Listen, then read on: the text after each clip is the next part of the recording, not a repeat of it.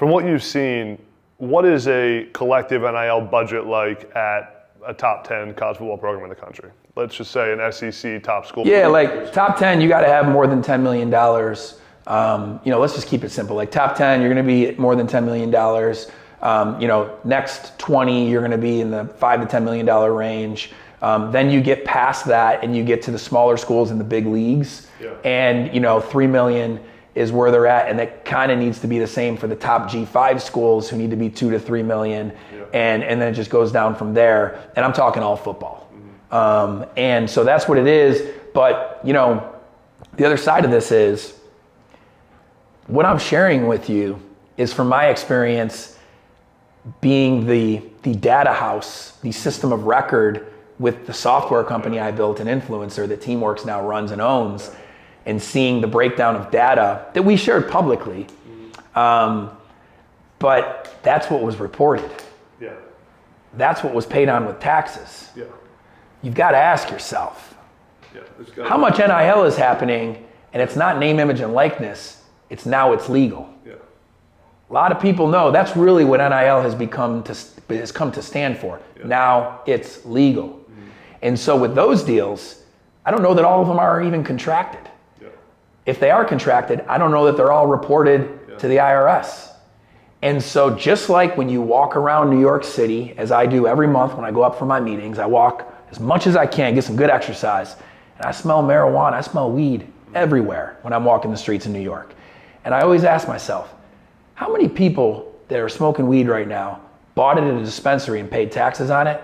How many bought it under the table down the street, but they just feel good about smoking it out in the open now because, hey, now it's legal. Yeah. That's NIL, and there's a whole segment there. Yeah. And so now you got another issue for athletes because even if they're doing a contract where they feel good about getting paid what they've been promised, if they're not paying taxes on it, and so there's just so many concerns about us letting this continue and not standardizing it better. Yeah. And that's just another thing that plays into it. And there's no parity at all in the college. I was talking to Coach Dilfer yesterday, and I made a comment. I said, you have to compete with these Power 5 teams in the portal. And he said, Adam, we don't compete with them. Like, there's no competing, right? They have an $8 million budget. Ours is $500,000 a year. And just that there's no way to possibly compete. And then you can poach them with the tampering, which we haven't really talked about, the tampering that goes on in the portal. Yeah. Coaches just calling recruits. I mean, we talked a little bit, but coaches calling recruits and offering money without them even being in.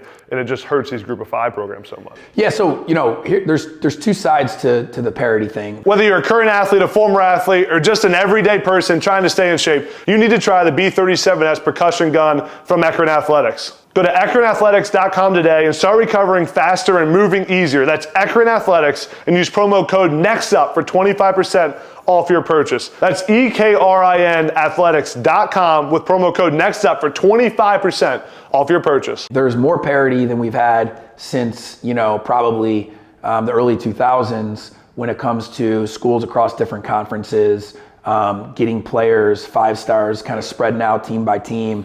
We're still only talking about parity amongst the top 30, which is what that new league I mentioned that will exist in 5 years will have, which everybody wants to see because it makes the games better. Yeah.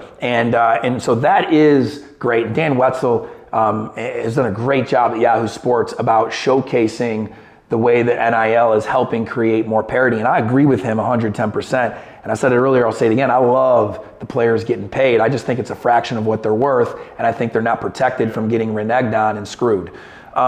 The other side of this is we've lost the story of, and I'm going to quote Jeff Scott, who was the coach at South Florida and was before that at Clemson, a great guy. I've talked to him for an hour one time about all this just randomly.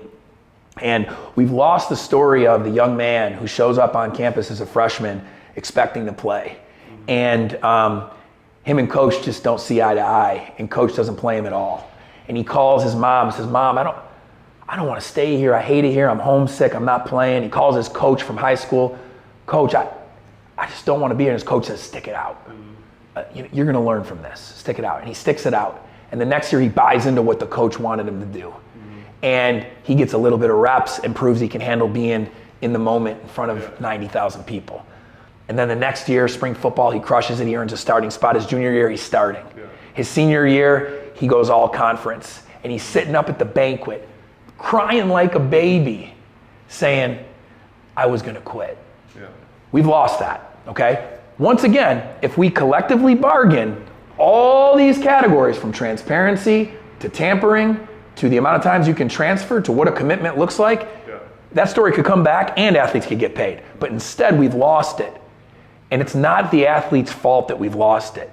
It's because of the greed of coach salaries, the greed of coach severance, the greed of coaches to chase their ambition for a bigger deal at a bigger school instead of developing young men, all that. And I'm quoting coaches. So if a coach is watching and they're getting pissed right now, I'm quoting your colleagues. This is stuff coaches tell me. This is stuff Trent Dilfer talks about. We lost our ambition decades ago as coaches and we forgot our purpose for existence. We're here to develop young men. If we do it at a high level, we can get paid for it, but we're here to develop young men. We lost that, and some players end up losing that story of that kid who becomes a man and perseveres.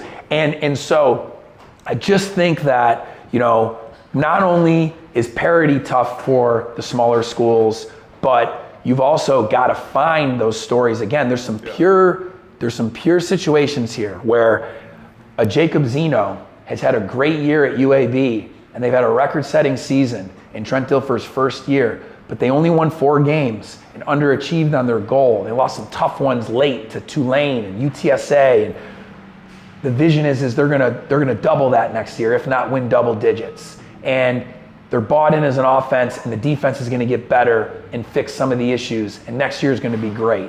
And Zeno gets offered money, not even being in the portal, from another school, and doesn't turn it down because UAB matches the money, but turns it down because, you know what, he's committed to his teammates.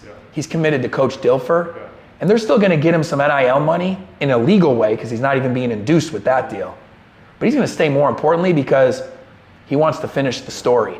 And that's more of what you got to sell in the group of 5. Or even smaller, like lower performing Division I Power 5, you've got to sell that story because you're not going to compete with money.